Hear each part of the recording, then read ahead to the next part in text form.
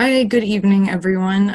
Yes, I'm Courtney Crawford, and I actually used to be a member of this group, ESS, back in 2016 to 2018. And I recently graduated from the AUC with my master's in Egyptology, and my master thesis was on the topic of child burials in ancient Egypt, which is where a lot of this topic comes from, of family life in ancient Egypt. So this lecture is based on textual, artistic, and archaeological evidence. And so even though I do use a good amount of textual evidence, I do want to point out that only 5% of the ancient Egyptian population was actually literate, and they were generally all elite men. So that's something to also keep in mind, because there is some biasness with the textual evidence. All right, so marriage and divorce. So marriage was the norm in ancient Egypt, but unlike now, there were not any contracts for marriage. The words for marriage literally translate to establish a house or to enter a house, which provides a context that generally most marriages were recognized once two people started cohabitating with each other. And then the words for divorce reflect the opposite, which are either throw out or get away.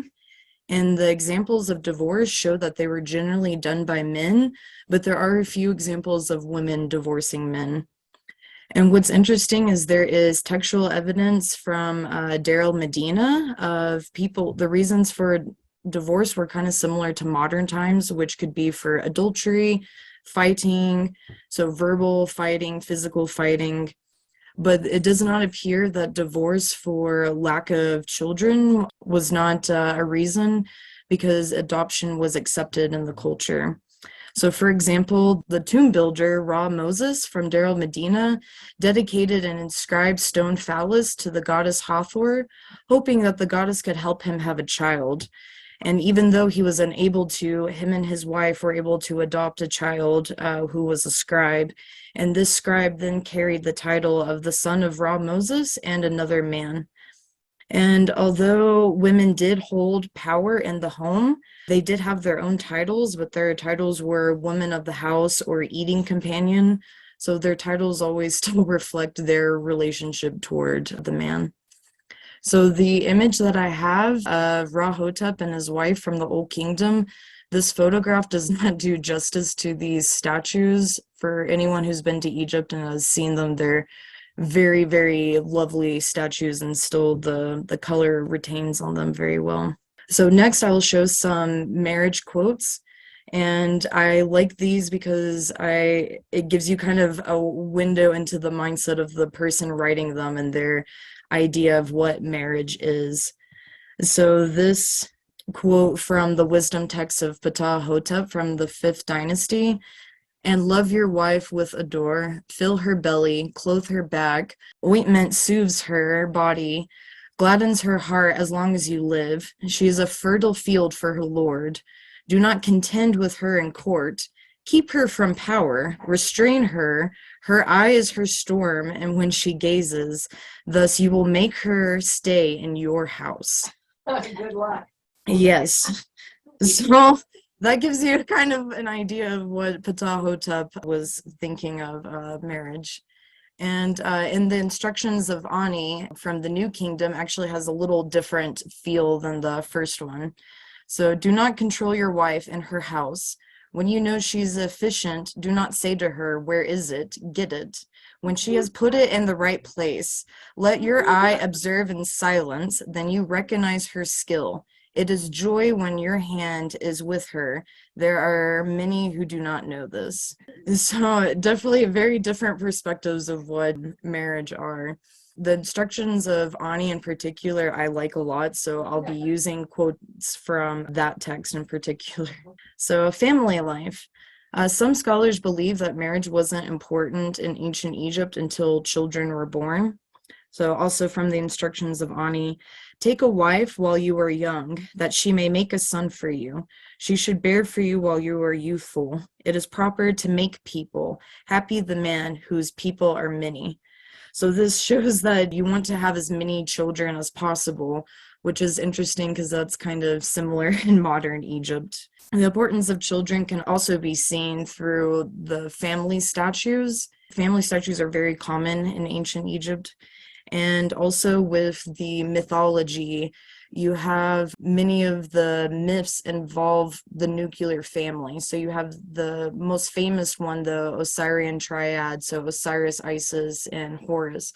But you also have the Theban triad of Amun, Mut, and Hansun, and the Elephantine triad and the Memphite triad. So it just continuously shows the importance of the nuclear family. Also, unlike nearby regions like Greece and Rome, they actually would keep all of the children. So in ancient Greece and Rome, generally when they would have girls, they would abandon the infant. However, in ancient Egypt, both boys and girls were desired because they could maintain the funerary cult. However, boys were still generally preferred, which you can see from the text. They usually refer to sons before girls. But the Greek historian Diodorus noted that the Egyptians did not view any children as orphans or bastards because of the belief that men were the sole creators of children. He also recorded that the Egyptians desired a large population, thus requiring people to raise and care for every child that was born. So what was interesting is the ancient Egyptians believed that the man was the one that was the main creator of life, and that women were the container holding the child. So this is why some scholars believe that they didn't abandon children, unlike the Greek counterparts. Also, you can see from other texts the importance of family.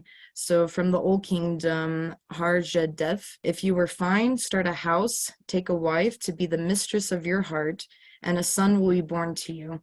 It is for your son that you build your house. So in ancient Egypt, the children were considered active members of the community, where they would help out with different aspects such as cooking, cleaning, taking care of younger children. So then in turn, parents then provided for their children by protecting them and taking care of them. So this image is a fishing and fowling scene. And even though this is actually, it's symbolic, it's not actually something they would have done regularly in real life, but it's meant to symbolize the desired life that they want. Like the family is all together, they're all in a fertile place. And so it even just still shows that a strong family unit is the desired aspect that you would like in life. Also, family is important with the funerary cult because the king's funerary cult would have been taken care of by priests, but other people would need their children to maintain it, to bury them, and to maintain the funerary cult. So the inscription from Nefer Shesem Ra from the 6th dynasty states, "I buried him who had no son," which shows that generally it's the son or the children are the ones who are burying you after you pass away. It's not the community. And then the biography of Tef Ibi, the nomarch of Asut, shows that both the importance of male and female children, where his son shall abide in his father's house, his memory shall be pleasant in the city, his statue shall be glorified and carried by his children of his house. So for the non-Egyptologist, the funerary cult is a way of not maintaining their memory, essentially their essence. So you would give offerings to their Ka statue, do rituals for it. And so this part of the statue shall be glorified. That's the Ka statue. And so this image here is showing the child then providing a ritual for the statue. Depictions of family. The artwork in ancient Egypt isn't always accurate to how people would have actually looked biologically. There's a certain standard with art where the father is almost always shown larger, and it's generally the person of focus is always shown larger. And then after that, the mother and children are usually shown touching the father, and children are always smaller in ratio to the parents. So in this fishing and fowling scene, you can tell that the father is the largest person, then the wife is a little bit smaller, and then after that, the child is the smallest one and gripping the father's leg. And then on the other side, what's interesting is tomb owners don't always show with their spouse and their children, because this image is Amenhotep III with his mother. So you can sometimes be shown with your mother, but this is generally seen with royalty, and it's usually a type of propaganda to show reasons for ruling power. And then with children, there's not a full set standard, but there are general iconographic or images for children. So the hand to mouth that you can see on the left hand side, the determinative for a child is just a small child with their hand in their mouth. For the non-Egyptologist, the determinative in the hieroglyphic language, you'll have a word, and at the end of the word, you'll show a determinative, which is a way to classify a word of what kind of group it would be in. So anything that's related to children or innocence, at the end of the word, it would have this image. And then over this little statuette also shows the hand to their mouth as well. Another common look is most children are often showed nude or with very little clothing.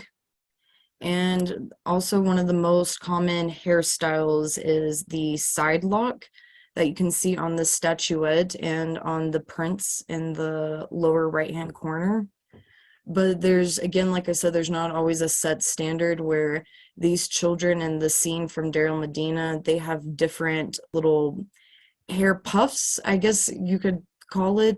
So there's some speculation that this might possibly be a hair cutting ritual, because in modern Egypt, in villages, people, for their child, either for the first haircut or if the child is sick, they'll cut the child's hair and then put it in mud from the Nile and bury it next to either a sheikh's tomb or a saint's tomb to bless the child. And there's archaeological evidence of these clay balls that were found with hair in them. So some people believe that might be a possible evidence for continuation of this practice, but again, it's speculation. Also in this one, the young girl in this picture, she has the side lock as well. Here, these are images of two young girls. The little steatite statuette, it's more on the back side, and at the bottom of it, she has a fishtail amulet. You can see right here the fish, and here is the side lock.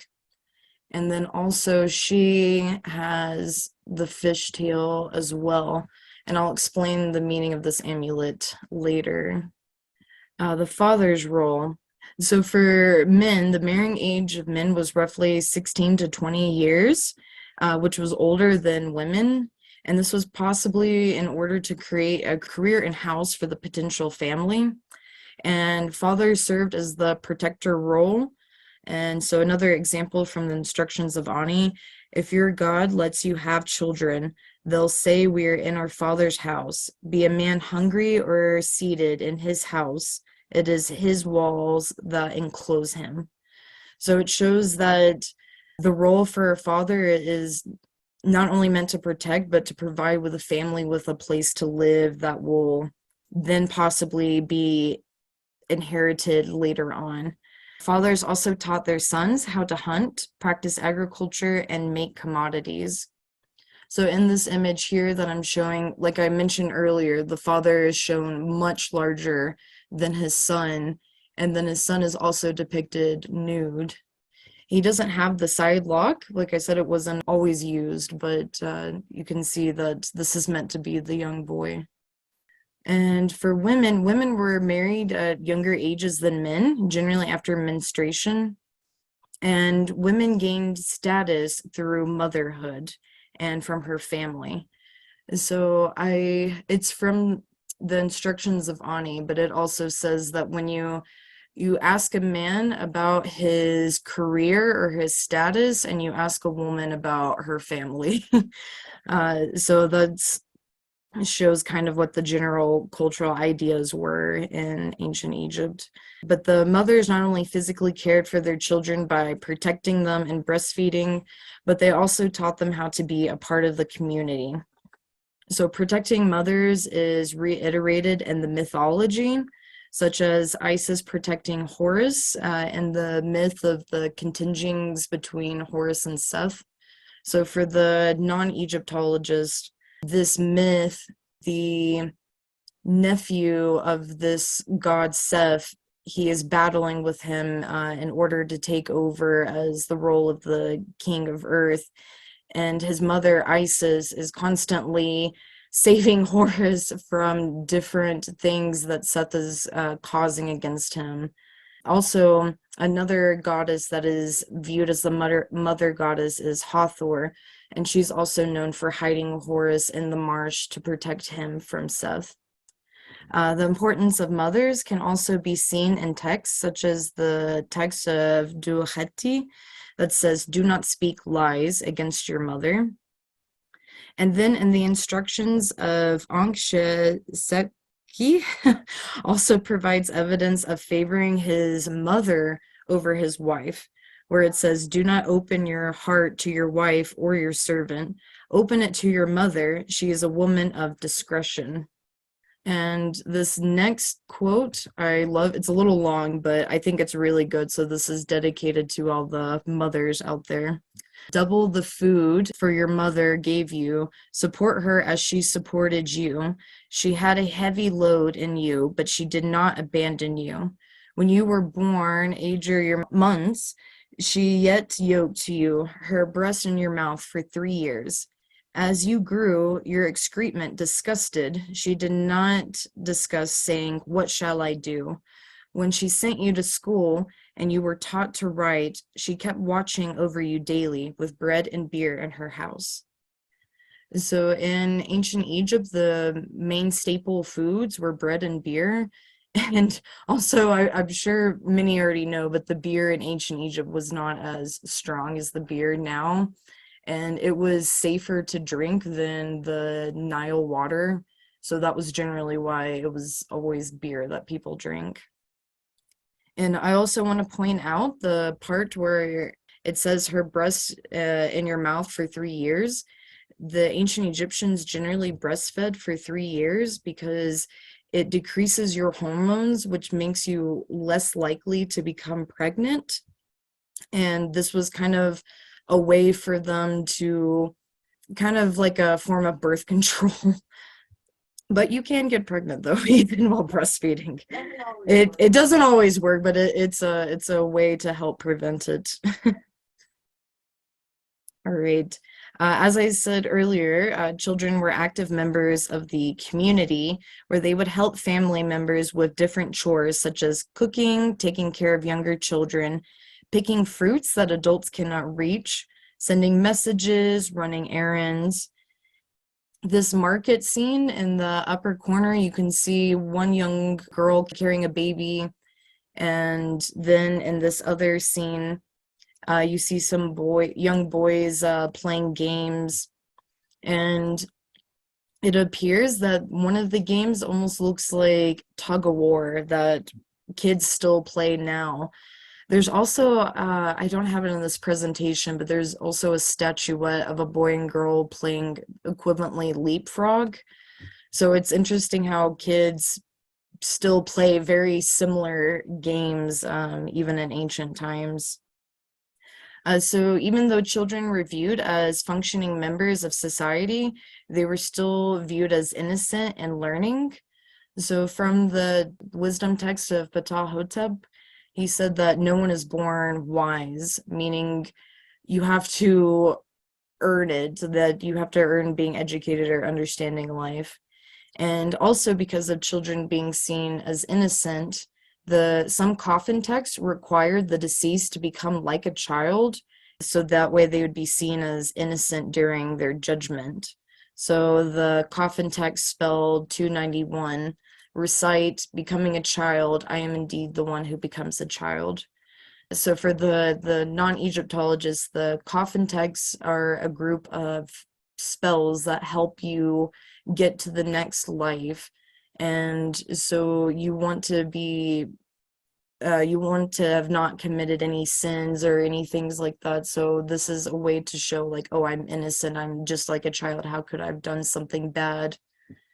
But there's also texts that show that even though children were adored and seen as innocent, they were also required to obey adults, and that they were viewed, again, not as wise as their adult counterparts. So the end of the instructions of Ani involve him and his son discussing their relationship, where a power struggle between the son and father occur, where the son wishes to be like the father, but Ani explains that wisdom is not given but must be earned. So, you foolish heart, do you wish us to teach, or have you been corrupted? Look, said he, you, my father, you are wise and strong of hand. Usually, when we think of material culture of ancient Egypt, it's not generally of children.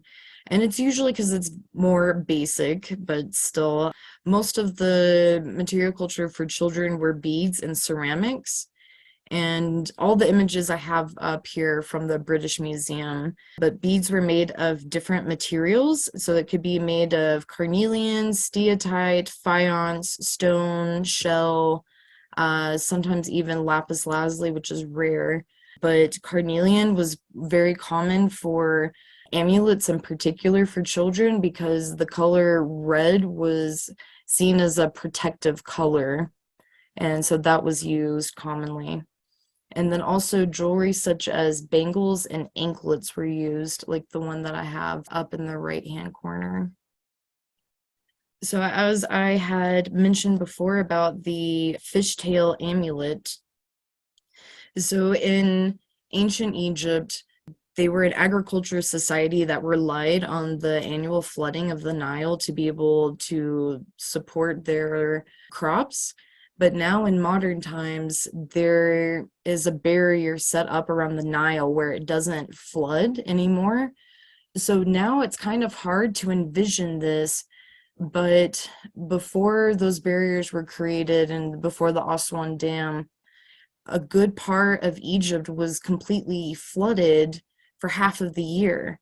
And so because of this, it was very easy for children to fall into the water and possibly drown.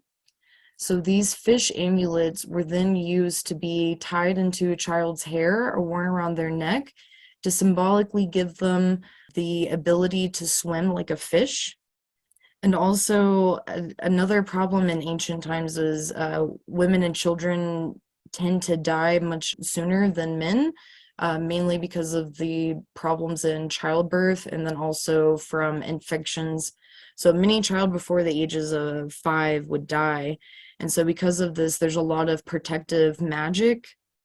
And so this little demigod down here, his name is Bes, and it was viewed that his grotesque figure would scare away demons that would then protect children. So in modern times, it seems like how could this little scary guy be associated with children? But this was actually a common amulet for women and children, especially of young ages. And then the image on the upper right-hand corner, it's called a birthing wand. And it's called this because it's speculated that this was used to create a protection circle around the woman in labor who was giving birth.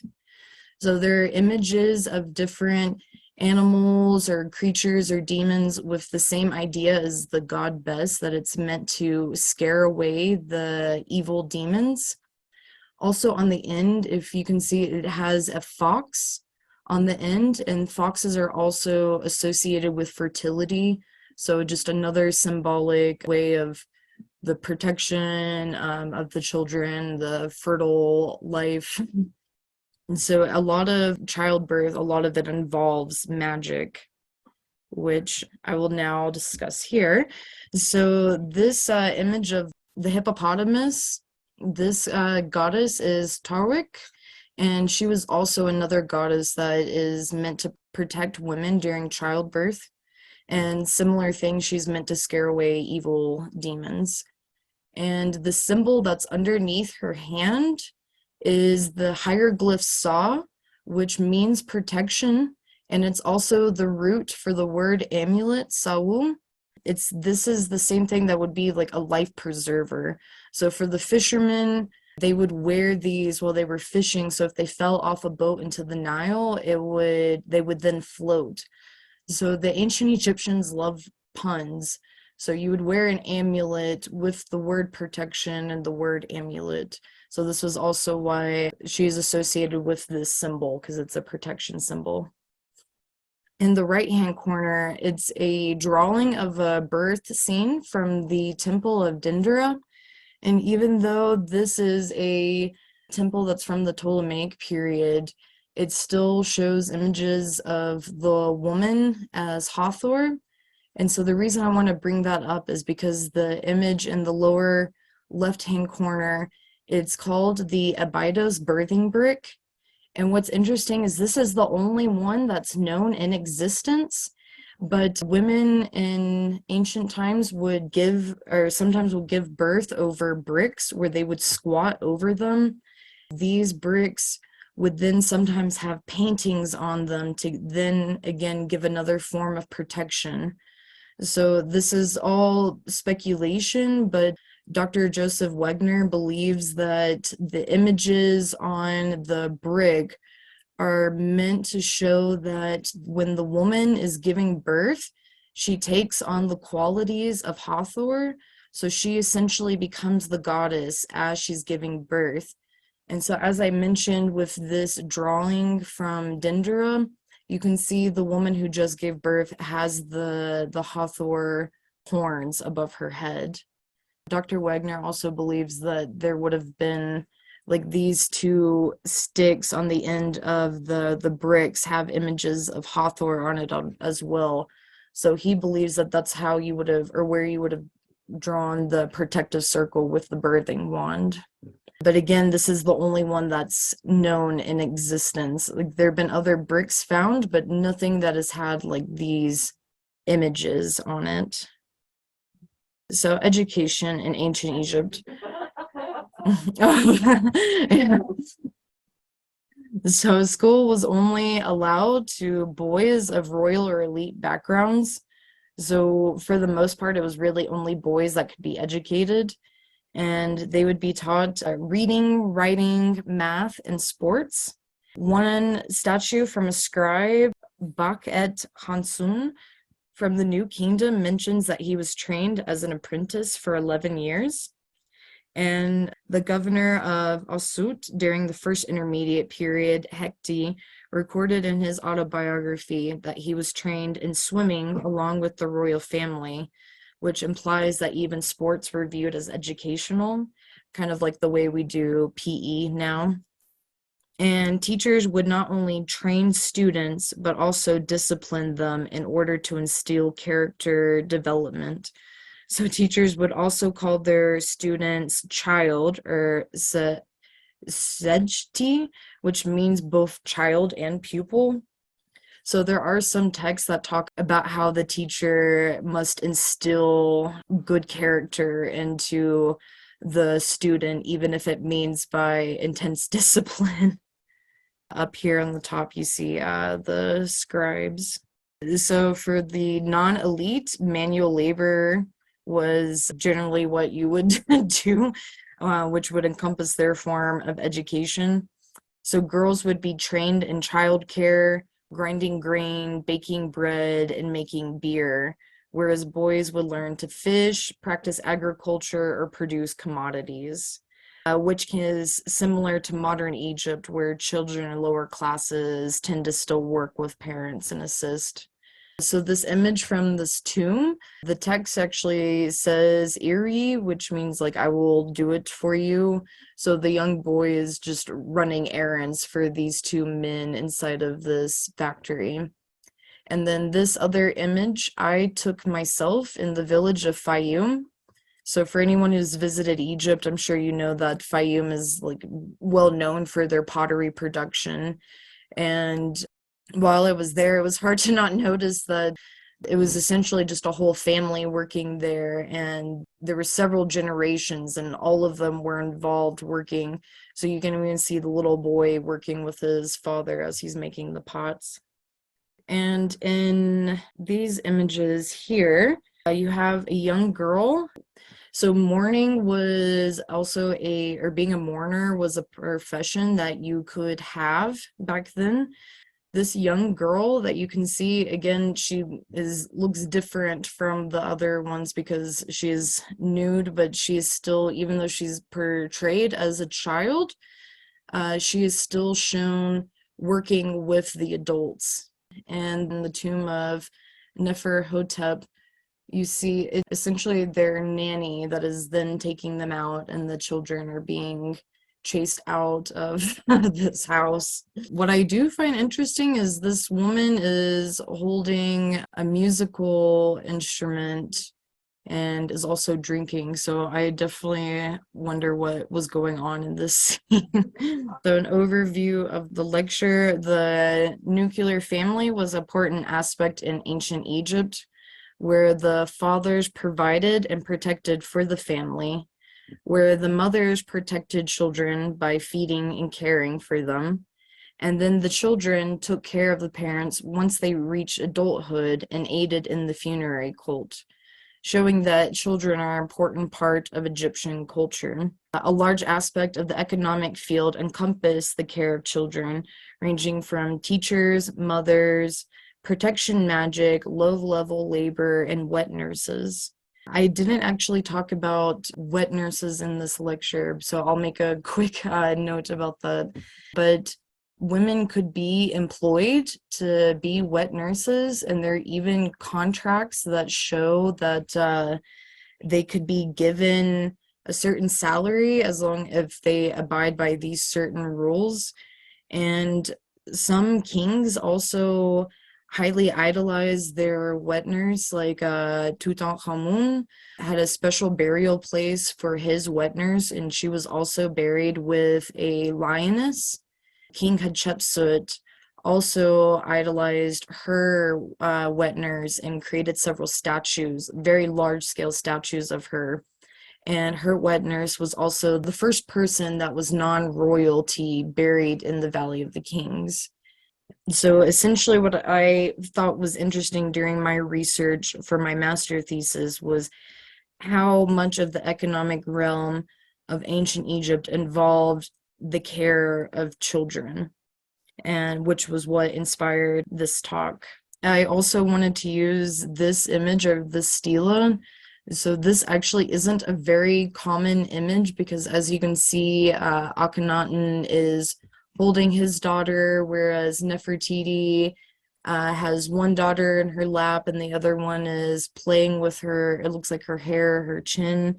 And that's actually not common. This is only during the Amarna period. You don't really see this type of care and love between family in the artwork, but I still wanted to show it just to show the love between family in ancient Egypt. Most of the statues with families, as we saw earlier, are very stagnant, the straightforward ones. All right, thank you for your time. Should I? Hatshepsut's wet nurse's name that was in the Valley of the Kings. Sitre, Sitre. She was buried with him? Not buried with Hatshepsut, but she had her own tomb in the Valley of the Kings. Was she sacrificed and buried at the same time? No. Way earlier. Way earlier. I have one online question. So it says, are there any texts that talk about encircling children and birthing women with rough ropes to protect them against snakes? So as far as I know, there aren't any texts that talk about that, but there are different amulets that have been made with ropes that you'll tie a certain number of knots in them. Generally, it was 7 knots. Most of the snakes that were used in protection were more of symbolic snakes, like in the afterlife when you're crossing over. Yeah, could you talk a little bit more about the life expectancy? Oh, yes. Oh, okay, yes. So, no, what's so interesting is in modern times, women live to be older than men, but in ancient times, in ancient Egypt, women would typically die around by 25, generally due to complications in childbirth, whereas men would live to be 30 to 35. So this was also another reason why women were married at a younger age than men. So there was a high possibility of either dying in childbirth or your child possibly dying before the age of 5, which ties in with the whole idea of birth magic, the protection amulets, the protection circles. There's even one whole medical text that's solely dedicated to it's called the gynecological papyri, because it's just all about a medical treatment for women. So yes, a lot of stuff to try to keep women and children safe. Do they have anything in there about breech birth? Breech birth, no, not that I know of. No, but there is discussion on possible abortion, birth control, and how to determine what sex your child could be. And there was a modern study that was done to try to determine this. So essentially, you would urinate over wheat grass, and depending on how it would grow, would show what sex the child would be. And there was a modern study that showed that it's not completely accurate, but it's pretty close. So in the gynecological papyrus, there's some stuff that appears to be a birth control treatment that's almost mimics like modern spermicide. And the stuff used in it could have also possibly been a way to help prevent STIs as well. And so they knew for one. Where was that papyrus found? Lahun. Several depictions or talks that have mentioned that infants were sometimes buried under the floor of the house. Was this something that was only done in a certain time period? Or was this something that was only done when the infant died? Or is there any knowledge as to why that was sometimes done and sometimes not? Oh, I'm actually working on a paper on this exact topic. So there are burials underneath houses. And what's interesting is this tradition is actually much older in ancient Turkey, Greece, the Levant, and it appears that it came into the region after the Second Intermediate Period. There are some examples of it in the late Old Kingdom and First Intermediate Period, but you don't see it really until the Middle Kingdom. There's a lot of examples of it. But what's interesting is you can see it coming into like Avaris, which is right next to the Levant. So you can kind of see it coming into the region. But it continues, it's mainly seen in the Middle Kingdom. And after that, in the New Kingdom, the traditions kind of change. But then in contemporary Egypt, there's still examples of people in the villages burying children underneath houses. So there's been some ethnography work done on the reason as to why they do that. So there was a book written in 1920 by a woman named Winifred Blackman, and she lived in their village for 4 or 5 years and was fluent in Arabic, and she interviewed both Muslim and Coptic Christians, and their viewpoints were a little different, but they still kind of aligned. They believed that even if a child died or didn't reach the point to be named, they still were a part of the family and needed to remain with the family. And they also believe that the child could possibly, the soul could be resurrected again when the woman becomes pregnant again. The soul of that child could then repregnate her. So that way they never technically lost the child. And so one woman who did an ethnography work, her focus more was on children's health in Upper Egypt, but some of the women said something like the quote was, "We don't flush our children down the toilet like city people," or something like that, that we want to keep our children with us. And so they felt very strongly about that. But now that people aren't living in mud brick houses as much anymore, it's harder than to continue this tradition. So that would be some great ethnography work to kind of see how women are coping with not being able to bury infants and fetuses within the home, because that was a form, or it's a form of coping mechanism. And now with these modern houses being built, they can't do that anymore. So I've definitely been curious on how that's being handled, because it's pretty much just in the countryside. You don't see that at all in Cairo or anything like that. So I think there could possibly be some continuation with that, but at the same time, it's still thousands of years separated, so it's still difficult to determine. It is interesting because it's not just in Egypt that you see this, it's also in other countries, but other countries stop practicing it, but Egypt continues to practice it, and certain parts of Sudan as well. Anything on placement of orphaned children? You know, you say that they didn't ship them out. Did they go to relatives? So yeah, they would be adopted generally, yes, but it's I hope. By their family or? yeah, I guess generally by family, but then if there's not a lot of text on what happened to orphans. But generally, since it was usually the mother who would die, like during childbirth, Yeah. usually the father would remarry shortly after. Oh, I did forget to mention in the talk, they did have wills of inheritance, and you could be disinherited by your parents. So there's one text of this woman who said, I give this much land to these children, but then these children over here, they get nothing because they didn't take care of me in old age. Hey, back. There's another online question. Since there was a stress on having many children, how common was birth control and what forms did that take?